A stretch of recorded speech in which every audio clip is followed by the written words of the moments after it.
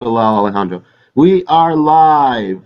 Welcome to the third episode of the MMAngst podcast. I am your host once again, Ben Cohn. Joining me today, he woke up for this, Bilal Youssef, and of course, Alejandro Castellanos. I'm stopping there. I apologize in advance if my voice is a little bit off. I am slightly under the weather. I decided to follow in the footsteps of Connor Rebush from the Heavy Hands podcast. Today we have some interesting topics to go into. We're going to be discussing the refereeing that we saw on last night's card, the headline by Santiago Ponzinibbio and Neil Magny in Argentina. We're going to be discussing the refereeing of Herb Dean compared to Keith Peterson in the Ricardo Lamas versus Darren Elkins co-main event. We're going to jump right into it. Uh, Going to start with just saying that Herb Dean really is not even close to the best referee in the business. For some reason, people still believe that. I don't know why. Uh, it doesn't make any sense. He's had a really bad string of issues refereeing various matches, and last night is a perfect example of it. Um, we saw Neil Magny take a stupid amount of damage to his leg, to his eye, to his face, clearly, and it culminated in a fourth round face plant KO win for Santiago Ponzinibbio. That honestly didn't need to happen. It could have been a KO that could have been stopped after the third very easily with no shame. Could have thrown in the towel. We know they never do. Herb Dean could have just basically said, "You've had enough. You're not coming back." He wasn't. He had nothing for Santiago, and it showed pretty much by the second round that it was just Maggie had nothing for Santiago. Bilal, what are your thoughts on this? Okay, hi everyone. So yeah, I pretty much agree with that. Although I will say Dean has been a relatively good ref in the past, but I don't think that counts nowadays. I mean, just looking back at older fights, there was a lot lower volume, and just the technique was much worse. Whereas nowadays, you find guys like Rockhold holding a position and grinding someone's face in, or Ponzinibbio or Holloway putting on an insane pace on their opponents and grinding them out on the feet. And I don't think previously Herb has really had to deal with that a lot because the stoppages he got good reviews from in the past. Normally, when you could see a fight was clearly done or someone had their arm broken, but nowadays you don't have to see a guy go completely out. He can be completely out on the feet, but not face planting down on the ground, and that's something other refs have addressed really well, such as Keith Peterson in obviously the Elkins fight, and even Mark Goddard, who I think is the best ref currently in terms of stopping it. But yeah, he still seems to be in that old mindset where a fighter has to get killed and then you'll have the match called off, or just in such a bad position that stopping the fight is obvious, like them breaking their arm. Other than that, it's he's just not up to good level these days. Yeah, I think that maybe I'm not entirely sure, but maybe I think that he's doing well in most things that he revs, but for whatever reason, when it comes to main events, I have no confidence that he will make the right call if things get dicey for anybody there because um, it's not as you said, it's not enough. Sometimes he wants people to get in there and get their ass kicked, but sometimes it isn't even that because Magny wasn't getting his ass kicked like in long stretches of the fight per se. He was accruing damage in a sustained fashion, which was leaving him limping. Then he was kind of half blind, and he was obviously concussed at some point. And that, like going into a fourth round, seemed really unnecessary. Like if you could give Magny the benefit of the doubt going into the third round, but not really into the fourth round. And by then he had already taken so much punishment that either he or his corner should have thrown in the towel. And I don't understand why he needed to give Magny the extra benefit of the doubt in that case. Like, was he intelligently defending himself? I don't think so. Like, when you're down one tool, which is your leg, that you cannot intelligently defend yourself if you're not consistently moving or doing anything else than pouring back into the cage and hoping for the best. Like, the man couldn't see, the man couldn't walk, and how can anybody say that this guy knows what he's doing anymore?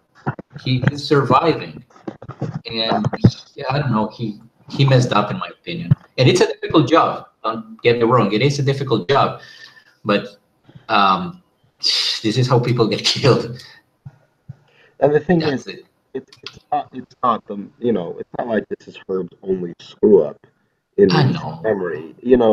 It's not long ago. We're talking about what, 2 months ago that we watched Khalid Murtazalia basically murder CB Dalloway. Yeah. Like Herb is consistently, it seems, getting worse. And I really think now we should bring into why we're comparing it to specifically the Elkins Lamas refereeing with Keith Yes. Peterson. It Keith was Peterson amazing.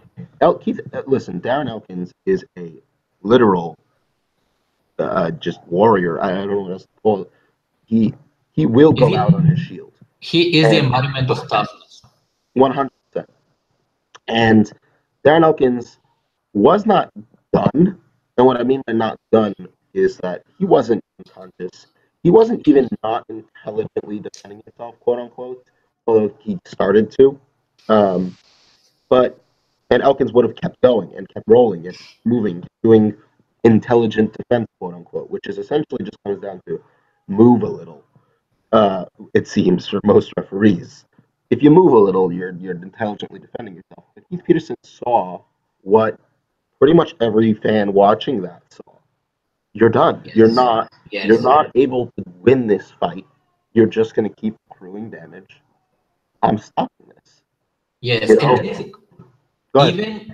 even you're not able to win this fight. Like, even then there was a slight possibility that he might come back, like in the Mirsad Bektic fight.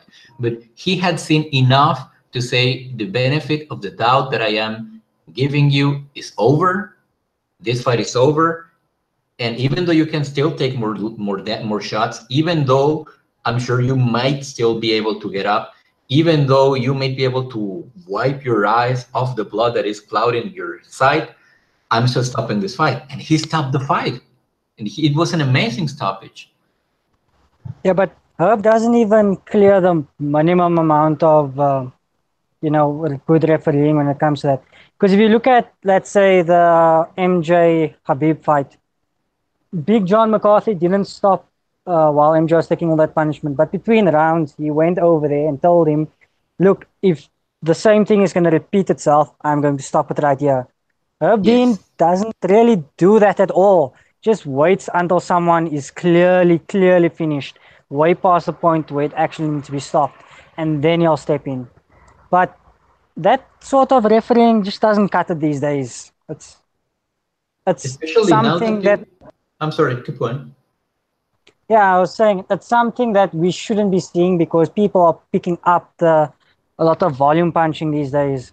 So someone might not be KO'd by some, large winging right hand, but they're still gonna get the shit beat out of them in the process, and they're not gonna be any step closer to winning.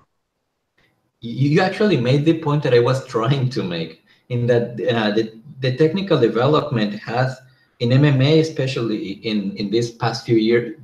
I mean, twice in these last 2 years, has seen the increase in activity and the increase in just sheer accuracy improving in fighters. So you have this thing where fighters are not necessarily getting beat up in bursts and just getting, knocked down and knocked out, but they're accruing damage constantly throughout the fight. And the refereeing needs to pick up on that. Like, it needs to become aware of the fact that people are getting, like, the rate of damage that these people are accruing is increasing over time. So yeah, I mean, he did a fantastic job. And as you said, it has to do a lot with the technical development that are sort of starting to take place in the sport. It's like Hervis stuck in a previous version of MMA refereeing where you could get away with that, with letting people just almost die because it is easier to distinguish than the overall picture now, where we just don't see necessarily this one, burst where somebody goes down and then they stay down. It's strange. But what do you think, Ben? Well, I mean, I think that last part specifically nails, you're nailing the hitting the nail on the head. Um, I feel like MMA right now is probably where boxing was a long time ago. It started to become more modern, and I think I know it was a little bit different. Not a little. There were some differences in the rules back in the day, but I remember like Jack Dempsey when he won his title, it was like 7 knockdowns in the first round. They didn't stop the fight.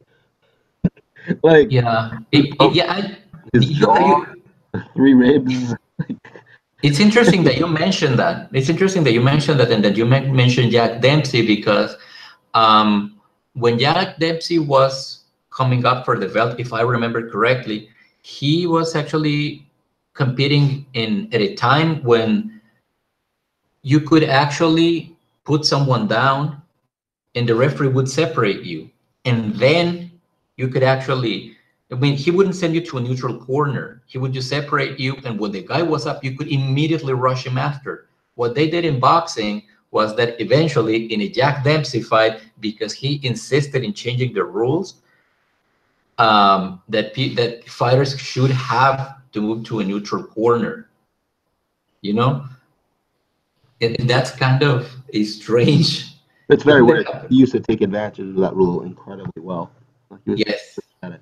But that's not what we're discussing. Maybe we can save another episode for discussing. Okay, no, I just mentioned it because you brought in Jack No, that's Dempsey. fine. I mean, But I really would love to add that. yes, later. But I can tie it up to our topic in that maybe at some point you just need to come and for some kind of criteria on these types of fights. Like for example, if you're hovering and if you're like, for example, unable to actually stand on your 2 legs for a period of time, or if you cannot jump or something, the fight gets stopped. The end.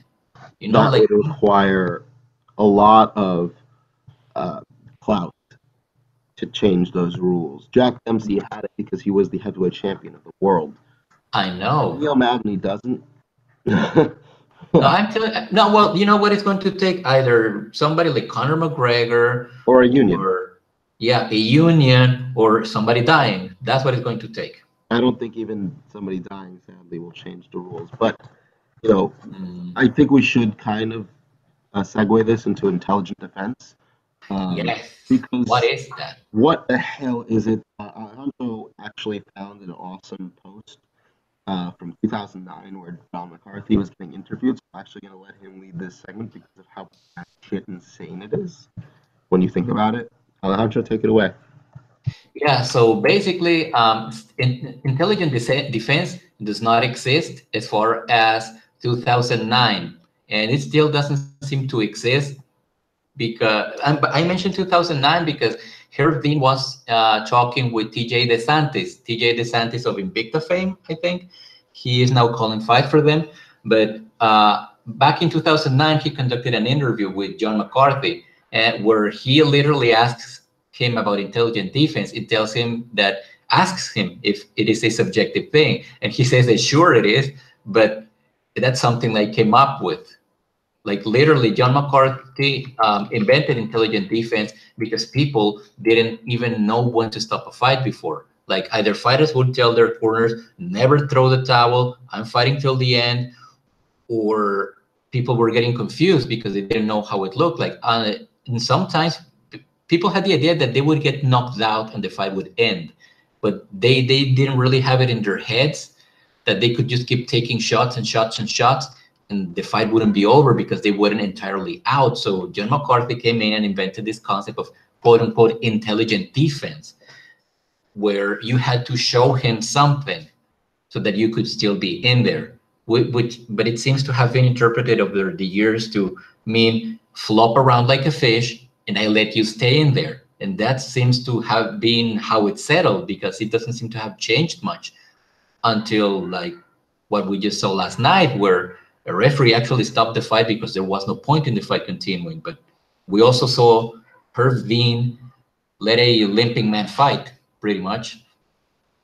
So it's still confusing that after all these years, almost 10 years later, we still don't have a clear definition of what intelligent defense even is. And I was thinking that maybe that's where a change should come in the rules, defend, like properly define intelligent defense, because in the document that the UFC has in its website, the word defense appears 3 times. I mean, talking about the rules, there's 3 times, always in the context of effective defense, and it is something that happens during the fight, never at the end, or what kind of. It doesn't even codify what kind of damage you're taking. So it's naughty. It's naughty. I don't even know how to say this. Like it's insane. Like there is no properly codified criteria for ending a fight. Even some subtle definition. There doesn't appear to be any. Yeah. I mean, I don't even know how to properly explain this. It's nuts. It's just fucking nuts. Bilal, take it away. Yeah, I agree. It's fucking nuts. But even without solid objective criteria to judge it with, I just don't think there's enough. You know, It is subjective criteria. no, I'm talking about subjective criteria, but there's not enough onus on the referees for when they do screw up to go take a new refereeing course or anything. Because you could. I remember an interview with Big John McCarthy a while ago where he was talking about showing new refs footage of Diego Sanchez versus Gilbert Melendez with regards to how to score around. Because I think it was judges. And then he'd make mention of, oh, well, Melendez got dropped, but Diego Sanchez did nothing after or before that. So you don't really have to count it. But when it comes to stopping fights, I haven't heard anything like that before. Like, I've never seen an interview where a Big John McCarthy or a sanctioning body will say, yes, we show these refs a few of these fights here, and that in the event of such an occurrence happening there, you have to stop the fight. It's always something on intelligent defense, as you said there, which isn't really qualified. And you can't just throw a term out there with zero criteria behind it and expect it to be enforced consistently. You need to, at least if it's subjective and you give someone a fight like, I don't know, the Magny one from this weekend where he was clearly out, at least have some ground rules like, make sure that the fighter can actually move around or that he can see, not wait for him to be half killed and then you're like, yeah, no, he's not flopping around anymore. Let's stop the fight. Just, there needs to be better training, and also a referee should be able to be sent back to training when they do screw up, at least to make sure that they know when to stop a fight. Over to you, Ben. I mean, you guys have kind of said it all. The idea of intelligent defense is the fact that there's no specific criteria in the rules for what qualifies as quote unquote intelligent defense or defense. It's The insane. stoppage of a fight is quite frankly insane. That's it. There's really not much else that needs to be said. Just one thing. Can I just say one thing? Yes. Yeah, You know what? like No. You know what? No. no, No. I'm putting I it won't out. allow it. I will not allow it. I will kick you. You can't kick me. Okay, so just one thing. Let's like try to like think about it for a second. Like, what does intelligence mean in the context of a fight? Don't get punched in the face repeatedly. Yes, but it's really so generic. Like using this term intelligence. Like, how can you then define defense after that? Like, what is intelligence defense? Like, what does that even mean? You're getting clobbered. I think we can say that defense would be what Brock Lesnar did versus Shane Carwin, which is cover up and pray to every god you may or may not believe in. And intelligent defense would be what Robbie Lawler does when he's getting 90 punch combos thrown at him by RDA. Yes, that is intelligent defense, actually. Yes, That but that that imp- I'm being a little bit facetious here. Obviously, I think the term intelligent defense needs to just be done away with because it's insane. It doesn't mean anything. It's useless terminology. It's just defense. If you're defending yourself properly, the fight should not be stopped, generally. If you're not, and you're just repeatedly getting punched in the face, and your defensive strategy is not working, the fight should be stopped. That's it. Period. Even if you're still standing up, I think that even if you cannot properly, if you're down one tool, be it your leg or your eye, or if you have taken too much damage that you cannot gauge distance properly, and you're being not competitive relative to your opponent, then I think that it should be on the ref to say you're not being quote unquote intelligent anymore, and you just wake off the fight, kind of like what happens with Elkins. Yep. Yep. Yeah. I mean, it's not even a case of, like the Frankie Edgar Gray Maynard fight where you manage to recover and then still win the fight. Because those type of things happen once every few years where you see someone pull off such a wild upset. That's why everyone in the Bektik Elkins fight was so hyped that Elkins won, because it's not something that normally happens. So when you start defending yourself, you can't just Homer Simpson your way out of it. Yeah, although Ben? in that particular fight, the Elkins Bektic fight, at least we saw the elements of what led to the comebacks even earlier in the fight. You know what I mean? Mhm. In the second round, we started to see the tide shift. It wasn't as if it was like third round, he was still getting the shit kicked out of him. He has shown nothing until that moment, and then the throws and gets that knockout. No, we saw those elements throughout the second round. We saw Bektic starting to fail on certain things, and Elkins starting to see success in the clinch and in those grappling exchanges. But it was still a crazy comeback, just because of the amount of damage he had to eat. I loved it when we say damage and Elkins in the same sentence. It's still the funniest fucking thing to me that a grown ass man thought this isn't like a 16-year-old is like, I'm gonna get damage tattooed in stupid ass letters across my chest. Like, no, I am a grown ass man making a grown ass decision to have damage plastered across my chest in the angstiest looking letters possible. It's not even damage, it's the damage. Oh fuck, you're right. It's the like that is the okay. Darren Elkins is our new mascot because that is the angstiest thing I can think of. He cannot be our mascot because then we would get sued.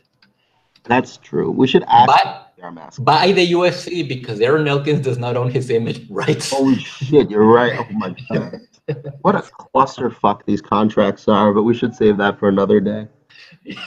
And with that phenomenal ending, let's move on into a fight that Alejandro and I have been having since the dawn of time. Our argument is actually older than the universe itself.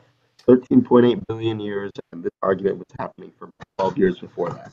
So, we're going to discuss athleticism in MMA and how it's generally defined in sports and what it means for MMA. Alejandro has this very wrong opinion, I would say, on what is athleticism. And while I actually do bust his balls a little bit, I do somewhat agree with what he's saying in terms of the athletic capabilities of the guys he talks about, but I'm more right. So we're going to first give our definitions of what we mean by athletic ability. I think that makes the most sense. Bilal, feel free to be the moderator. You can be our. I'm trying to think of any of the moderators for president. Wait. Bilal has disappeared. I'll be Herb Dean. Oh no, he's there. Please don't be Herb Dean. Please be Keith Peterson. So one of us is going to die. Don't be Herb Dean. Okay, then second choice Yamasaki. Yeah. Oh Jesus. What the fuck is happening? Does he even rap anymore? I hope not. I'll make sure that one of you go out like a warrior. Okay, thanks. Out on our shields. Fuck it. All right, I'll get my shield. All right. Let's first start with my definition of athleticism and how it relates to MMA. So when I think of somebody who's athletic, I think of somebody who, when they do anything, whether it's move, uh, you know, move forward, backwards, throw a punch, throw a kick, shoot a takedown, uh, do anything that requires some sort of effort or movement or whatever it might be, they do it faster or stronger, more explosively.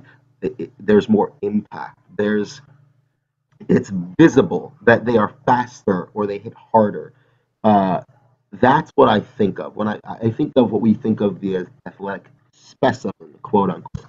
Yes. Guys like Mirsad, who we were just speaking Mhm. about. Now, I don't think it means anything in particular with regards to winning the fight. I don't think it's a guarantee of anything like that. What I do think is, though, that when they throw their straight right, it's going to go faster, it's going to be harder, and it's going to be more explosive when they do so. That's what I think of traditionally when we speak of athleticism. There are other types of athleticism. I know that there's marathon distance runner type athleticism, but I do think that when we generally speak of who's the more athletic fighter, that is how it should be looked at. Go on. Mm, for the most part, I agree with that definition, though I would like to add that athleticism, the concept of athleticism, is somehow related. Ah, shit. Somebody is trying it. Some. Can you edit this part out? Because I go, I need to open a door. Now you can I go open the could door. I'll edit it. just talk so long. I can It edit, but I probably won't because this is really fun. Shit. Okay, I'm gonna be back, and you, Yep. Bilal, get to talk some shit in the meantime. Talk shit about I'll Alejandro. talk a lot of shit. Well, don't Yeah, talk About about all the me. talk all the shit. yeah, Bye. you Mexican. Whoa, shit! No, not that shit.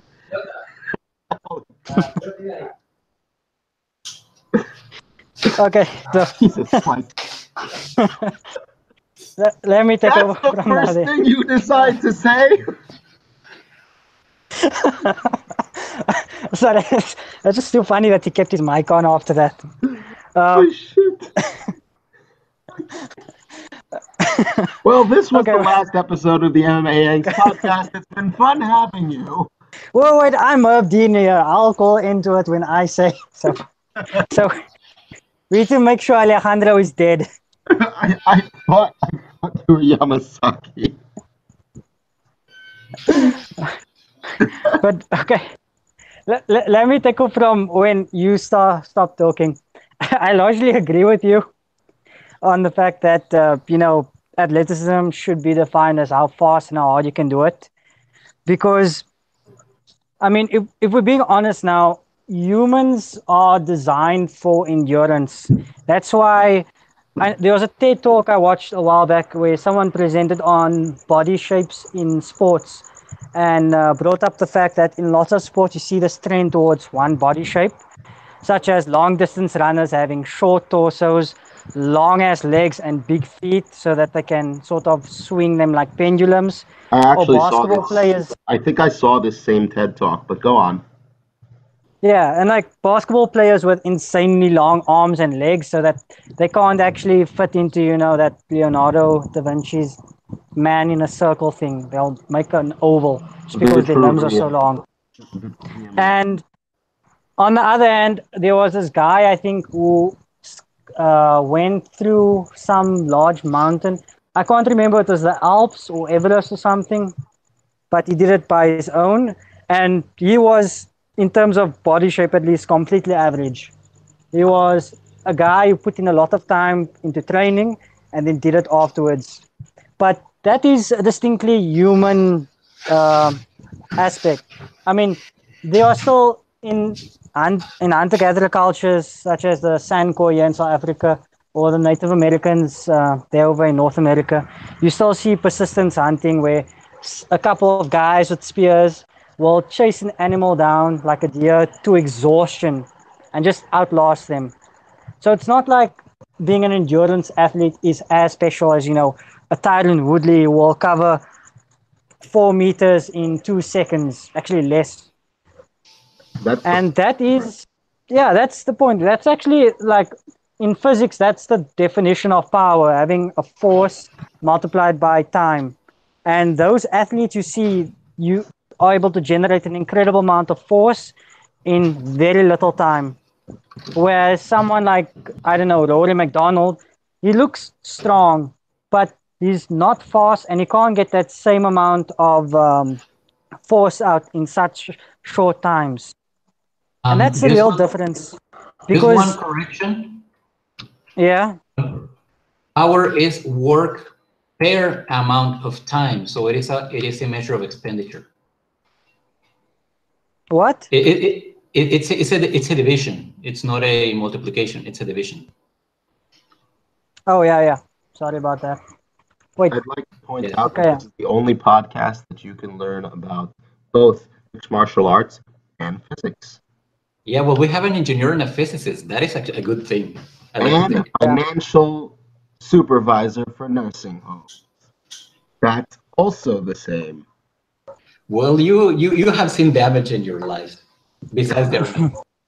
I've seen literal body bags be brought past me on a relatively daily basis. There you go. And they're very old. Well, but you know. Anyways, Yeah. I need to interrupt. Old people Yes. Okay, just are so fucking horny. Go on. So what? So what? wait. Are we okay? I'm gonna step in as Yamasaki now and say that I don't think we should talk about porn while we're still going on this topic I because didn't we'd say be here porn. for hours then. Oh, you didn't? What did I hear then? I heard you saying someone is horny. I said old people are so goddamn horny.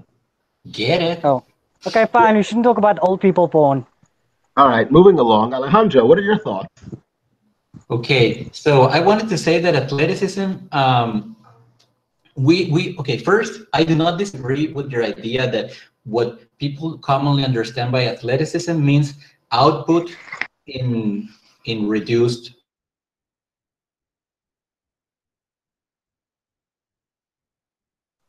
builds up with the Alejandro, concept of I yes. think we lost you for a second.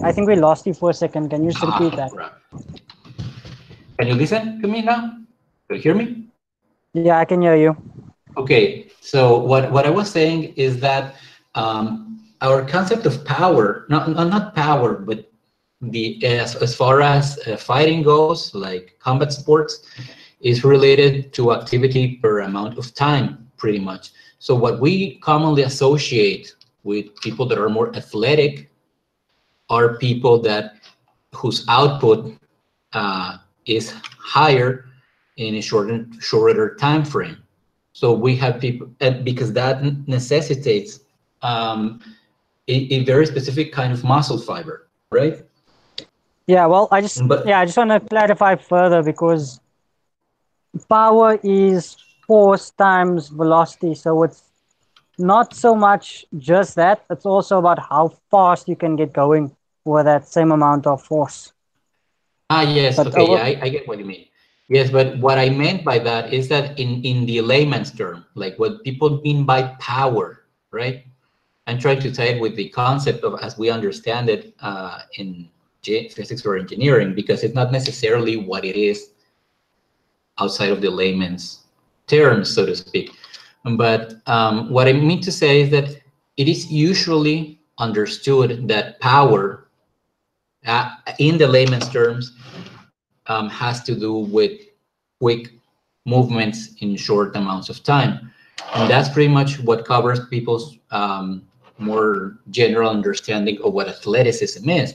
But my argument was that MMA being a sport with so many degrees of freedom, you cannot always bank on the fact that fights are going to be decided by that factor, meaning somebody whose output it can be very, very dense in a short time frame, right?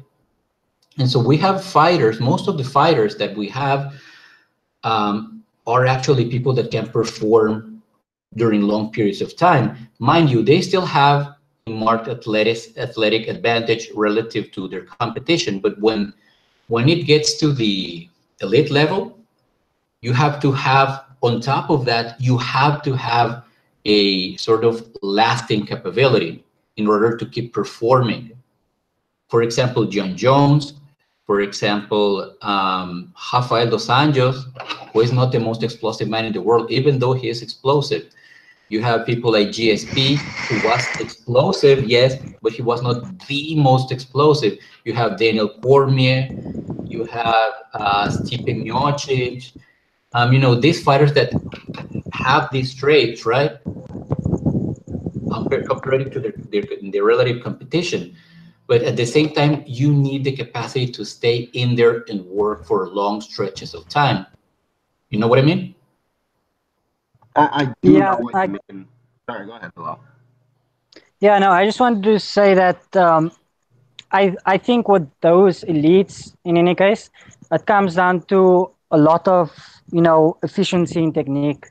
Because if you look at someone like Habib early on, when he was throwing flying knees every 2 minutes, he got a lot more tired than he does nowadays. And he still put on a, yeah, he still throws him, but not as much. Yes. So because you can have all that athletic gifts and crazy amount of power and explosiveness, but at the end of the day, you still, you will get lactic acid buildup if you just spam it. And with elite fighters, at least, I mean, GSP, Jones, you see them taking more patient approaches, even if they're putting out a high volume, with a lot more efficient techniques, such as, Jones's oblique kicks to your legs, or GSP's jab, and now Habib's jab also, where they also throw it really fast, but it's not, like they're spanning flying knees all the time, which takes a lot more out of you. Yes, but that has to do. I'm sorry, keep on. No, I'm going to say something later. Okay, Ben? Yeah. So, a couple things. Well, I do understand that obviously it's important to be able to compete for a significant period of time. Apparently, my positioning was terrible. I'll say that. Well, I do understand that there is an important factor in having a gas tank. What we refer to as a gas tank. Being able to consistently fight for a significant period of time in MMA, that's either 15 or 20 minutes. So obviously, when I'm talking about athleticism, I'm not just saying being able to go hard for 2 minutes and then gassing out. I'm not saying that doesn't matter. I'm not saying that's not important. What I'm saying is that, at the highest levels, you really can't fucking hear me? I can hear you now. Good. All right. What I'm saying with regards to the classical definition, let's look at somebody like Yoel Romero. I think that's a perfect example of someone who is incredibly explosive, incredibly athletic, probably the best athlete in MMA history. He's up there, if not the best. He can do that in round 5 completely gassed. You know what I mean? Yes, but Yoel Romero has a conservative way of fighting. It does not look like it because he has these flourishes, these sudden flourishes. But he has a very conservative way of fighting. He doesn't have a constant work rate, so to speak, like many other fighters have. Like, for example, Dustin Poirier. He's a man with a constant work rate. But Yoel Romero does not have a constant work rate. Tyron Woodley does not have a constant work rate. Hell, do you remember Melvin Gillard? Melvin, he did not have a constant work rate. I understand. But yeah, so I know, but my point is that you have this technical repertoire that these people can fall back on, right? But because MMA allows them to, right? But if you don't have that technical repertoire, you're gonna get tired. If you don't fight to your strengths, these people are gonna get tired, and then they're going to lose.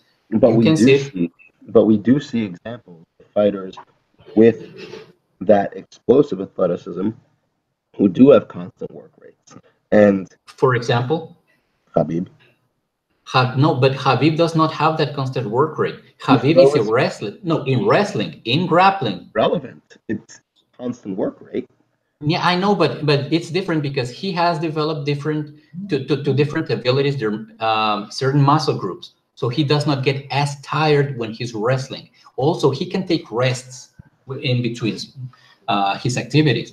He can afford to because he's the greatest wrestler in the UFC right now. Also have to keep in mind that a large reason for the lack of activity of many of these uber athletes is that they also land with much more force, and their opponents don't want to eat that.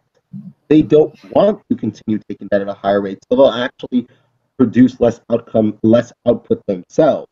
So the athletic ability and the power, like when somebody eats a flush shot from Yo Romero, it changes them. Literally, Yeah, I agree. changes them from the method that they were using to fight. Thus, we see that of course will influence the fighters themselves. Like Yo Romero will not throw 50 punches when all he needs to do is land 3, and you're just going to be like cowed, you know. So Yes, I agree. So I think output, in a lot of ways, is a replacement for athleticism in MMA. I'm not sure. I'll explain. Neil Magny. Okay. Neil Magny. Listen, I don't mind Neil Magny as a fighter. I like him. He's such a good dude. As a person, I like him. Yeah. All I've heard is how awesome he is, and I really like everything I hear about him.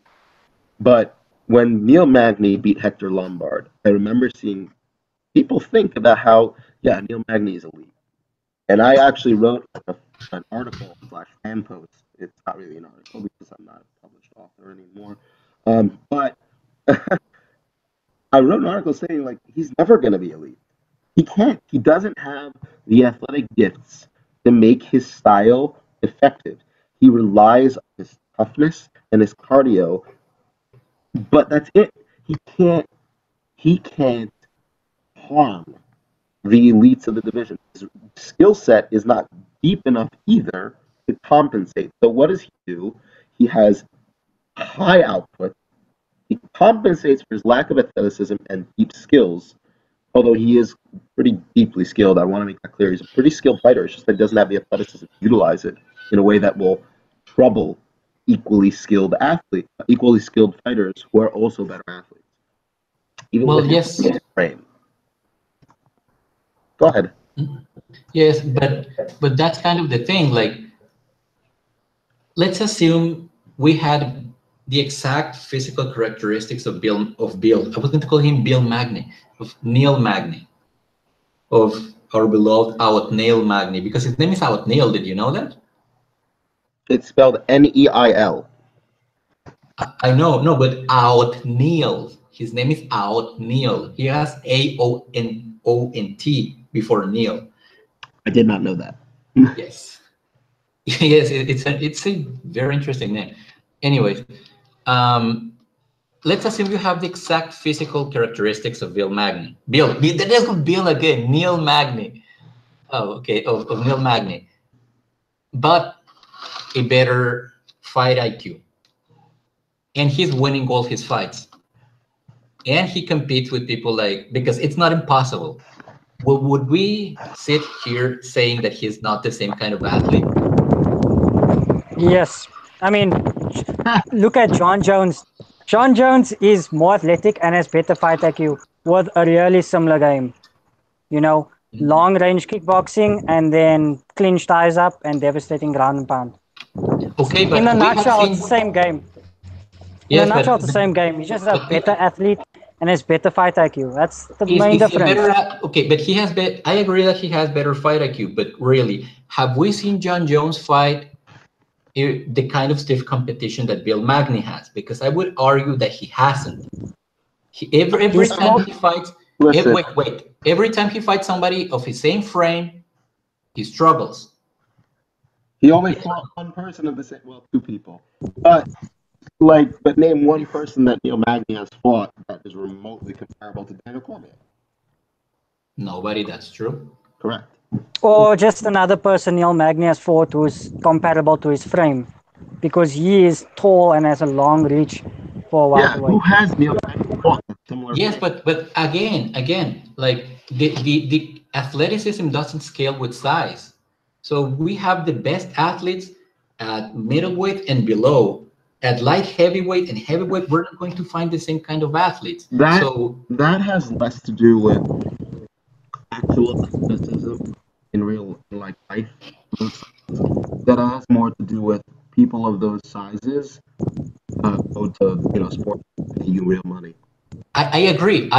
But but we are talking in terms of MMA. You do not find those kinds of athletes. So the people that could go up to light heavyweight and heavyweight to test the champions at those divisions are not there. Like the representatives of that kind of athleticism are not there necessarily. They're doing other sports like basketball, football. I don't. Jesus. What else do they do? Could you imagine if a bunch of basketball players, like who kind of flamed out a bit, but had enough of a name to like just be famous, decided to just take up fighting? They would own people. They would own people. LeBron James, if he retired right now at 34 goddamn years old, I think he's 34. Well, I don't know how he would do at 34 and no like wrestling base or any kind of combat sport. I mean, he could. There's like 5 wrestlers in the entire heavyweight division. Nah, you win. You win. Stipe Miocic, Curtis Blades, Cain Velasquez, who doesn't fight. 4 wrestlers. So 2 wrestlers in the entire goddamn division. Yeah. He could probably KO Wolverine. Yeah. No, but that's not an eyeball. That's not an eyeball. No, I'm saying 1 year of training and he's KOing Wolverine. Okay. Okay, let's not get crazy, but I'm not. He's dude, he is 250 or 60 pounds, 6'8", and is so much infinitely faster. Wolverine. I know. But we're assuming he's going to learn how to punch, or he's going to like punching people, or that he's going to devote himself to MMA the same way he's devoting himself to... Of course, those are assumptions, yes, obviously. Yeah, I know. So Alejandro, Derek Lewis is a thing at heavyweight. Exactly. Just remember Shut that. up. No, don't stop shit about Derek Lewis. It's the most beautiful thing that happened to MMA. I 100% agree. Him and Jay Rodriguez, like there's this sheer like probability fluctuations that should never happen, make things happen. Like it's amazing. It's amazing. Yeah, he is the embodiment of chaos. Law of attraction. No, he's like the one guy who's relatively athletic for heavyweight, and that's enough. Because you look at like Alexander Volkov, he's still a decent athlete, but he's kind of a normal dude compared to the real top of the division. See, but that is kind of my overall point, and that's good that you mentioned Alexander Volkov, because he is a normal dude. You're going to find a bunch of normal dudes in the higher weight divisions. So when we say that John Jones is better than Neil Magny, I hear you when you say his IQ is better, but athletically, I'm not even sure that's true. I mean, Neil Magny did not have the strong wrestling base in his background that John Jones had, and he's fighting better athletes. So I mean, no, at the top of the division, you still have Daniel Cormier, Ryan Bader, Paul Davis, formerly Rambo. I know. And OSP is even a good athlete. So yes, but hear what you're saying. Like, think about what you're saying. Daniel Cormier is a favorable style matchup for him. Rumble, he never fought Rumble. When he fought a good athlete in OSP, he didn't quite know what to do. When he fought Gus, who is not a great athlete, he also didn't quite know what to do. Also, he was doing a lot of coke then, so I don't know. Yeah, I know. It affected him. Like cocaine, and also against OSP, he was coming back from a significant layoff. Yes. So caveats, right? I think that I do want to point out, it's just a theory I have. I think the OSP fight and the muscle he put on was kind of like a test run for heavyweight. I think he wanted to see how he felt with that extra muscle, and he didn't like it. Probably. I mean, that's a fair assumption. Or maybe he just thought that getting bigger would help him, you know? I mean, it's not really a logical conclusion for me. It's not like he ever struggled with strength in the light heavyweight division, so it doesn't really It doesn't Makes really make sense. sense to me that he would put on that extra muscle to deal with the light heavyweights who he already was kind of tossing around like they were nothing. I know, but we're assuming he's a rational actor, and John Jones, maybe he was just a bout of vanity that he had. I want to be strong and look fucking ripped, and I'm gonna take these guys. I'm gonna make them mincemeat out of them or something. Maybe he thought Oh, that. when have we ever seen him want to take risks also? I mean, at least in the cage, he doesn't mess around, not like outside of the cage. No, So he never fucks around. he could have.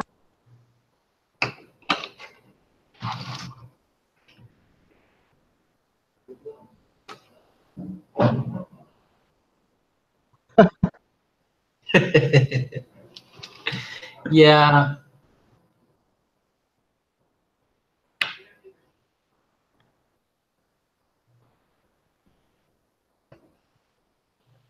maybe, but I mean, at the same time, we're talking about a guy that sends pictures of his dick to fans. What? No, didn't you know? Like, no, I know, but what I'm saying is that there's this vanity. Hold on a I second. know, but Are there's you this telling weird me? vanity thing. Are you No, telling me? look, there was this time. Do you remember this time that there was this fan in Sweden that was arguing with John Jones? Yeah. I know. It wasn't that fan in Sweden. It was other time where he uploaded a video, I think, to a social media where he was with a lady or whatever, and he was like taking pictures of his junk. And sending it to fans? No, I'm wrong. I'm wrong. I'm wrong. No, fuck no. I'm wrong. No, I'm not gonna discuss that anymore. No, I'm Are you kidding. telling me I could have gotten John Jones's dick pic? No. I'm mixing. I am mixing two different John Jones tales. One where he was talking shit to a fan in Sweden, and another where he was uploading a quote unquote racy video to the internet with a lady that supposedly was not his significant other at the time. So I'm getting those mixed in my head before I fucking get sued by John Jones because I'm sure he's listening to this podcast right You now. got me excited. I was gonna catfish him and then get a dick pic. That's horrible. That's so horrible. Yeah. No, but what I'm Um, saying, what the fact that I'm sorry, the argument that I'm trying to make is that there is a sense of vanity to John Jones. So maybe he just wanted again, maybe he just wanted to be ripped, and then he was like, nah, not good for me, and then he changed his mind. maybe. But yeah, I mean, my personal thought on output for many of the fighters we see is to compensate for their lack of athleticism and to fill the space that would normally not be filled. I feel, or it's meant to take advantage of the benefits that they do have. For example, we do see athletic fighters utilize high output. For example, Justin Gaethje has a high output. Dustin Poirier. They're not uber athletes. They are quite athletic athletes, I would say. And Dustin Poirier uses his athleticism of heavy hand, which relates to his heavy-handedness. And Mhm. I think that that's important to understand where you stand on the athletic level and learning to adjust your style and match it. I think is a good way of looking at it. So Yoel Romero knows what his athletic ability is. Stupid. And has tailored style kind of take advantage of that while also trying to not gas out completely. And even when he does gas out, still being able to move faster than you. Yeah, but Joel Romero is like a strange. It's an outlier. It's an outlier, and also an outlier would be Jair Rodriguez, who can just perform at crazy speed, at crazy altitude, just forever. It seems like that guy does not get tired, even when See, he's that's the thing injured. with Yair. Yeah, he obviously has amazing cardio, but there are significant rest periods during his fights for him. Yes, but he does that on purpose. But I know he we does. can get into that later because it builds into an argument I once had with Bilal about the stand-up in MMA and how I think that there are different stand-up styles and how people manage time and distance, but that's for another podcast.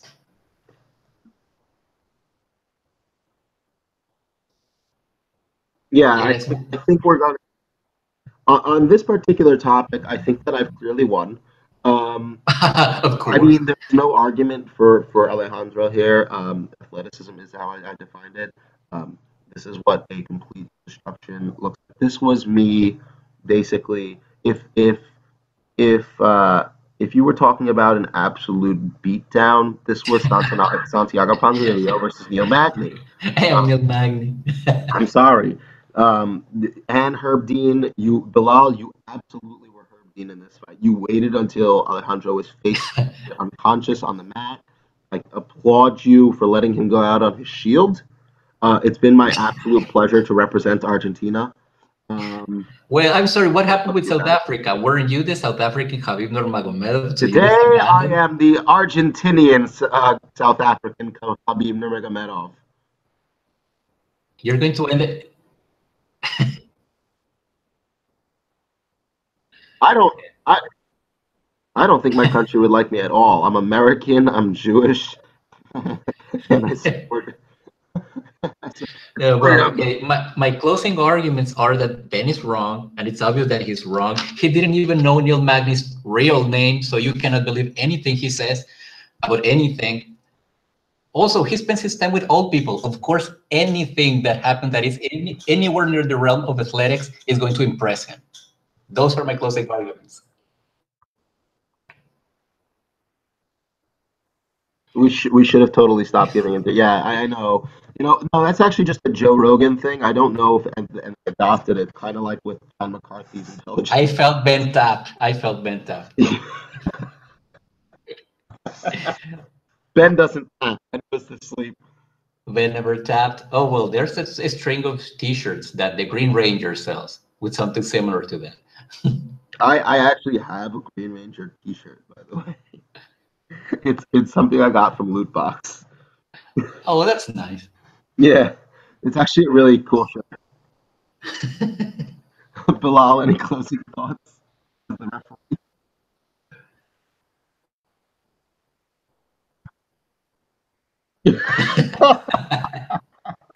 I left it all in the cage.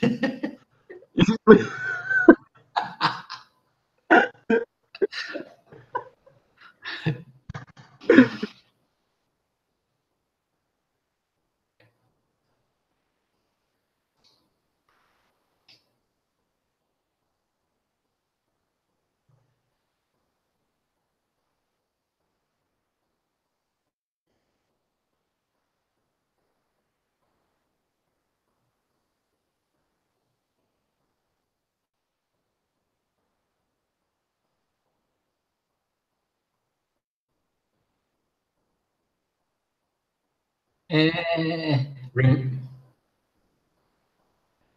Remember the Diaz fight versus Paul Daly.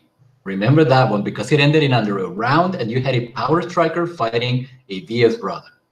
Yeah, but it was also Paul Daly. Nothing mattered.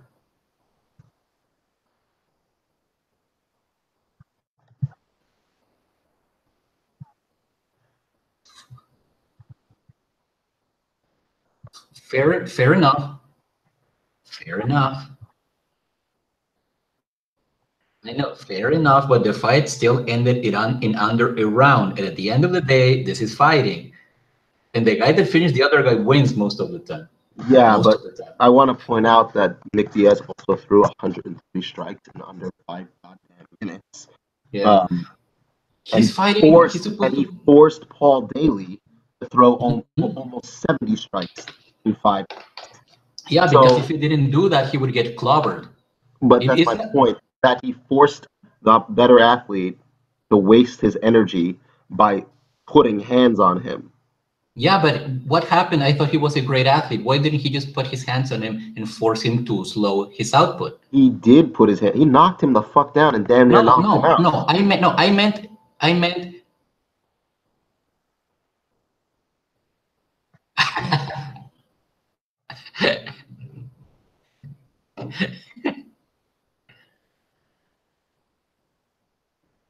Okay, according to your definition of athleticism.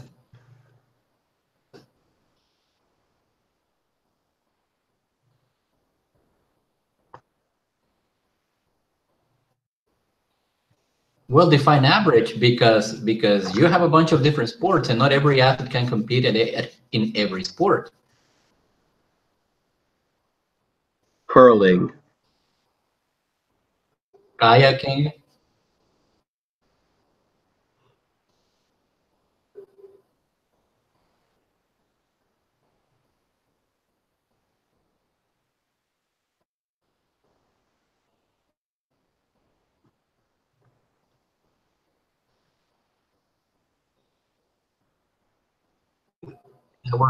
that we're fighting. Anyway, first of all, I'd like to point out that was a phenomenal stoppage. That was a phenomenal stoppage by Bilal there. You saved Alejandro. It was really nice. You did. You're both of you are wrong, and you're ganging up on me. He's gonna appeal to the commission. But we know how the commissions work. They never overturn anything except if you're Tanya Evinger. Holy shit, they overturned that one, didn't they? Yeah, well, yeah. With Yana Kuznetskaya. Yes. I remember that one. Yes. I'm gonna call those guys. I'm gonna call those guys. Anyway, with that, I feel like we've kind of hit the limit of what we can discuss on this topic. This has actually been a really fun discussion, I would say. Yes. And we kind of needed that after last. Yes. Because we were all really stressed. Super downer last episode. It's not just that, but watching Neil Magny die was really hard. It was hard. also the whole time we were just talking. We're like, please stop this fight. Yeah. So, can I just say one thing? Yeah, of course. That I probably should have said at the beginning, but I'm gonna say it anyway because we have no structure here. What are you talking about? We're professionals. Yes, the previous podcast, we said that Macy Barber missed weight, and we made a big fuss, mostly because Bilal told me I had to do it. I didn't want to do it, but Bilal told me. Anyway, she actually did not miss weight. She made weight in her second attempt. So apologies to Macy Barber, but you should still move up to 125. I agree with your second point. I do not forgive you for swearing up first. No, it's Bilal's fault. He told me to do it. Macy, if you ever hear this, we will. What? Because I'm so good. And with that, thank you for joining us on the MMAngst podcast. Bye. I've been your host, Ben Cohn. I'm about 95% sure this will be our last one after we get complaints for all the things Bilal said on this episode. Stop being a racist, Bilal.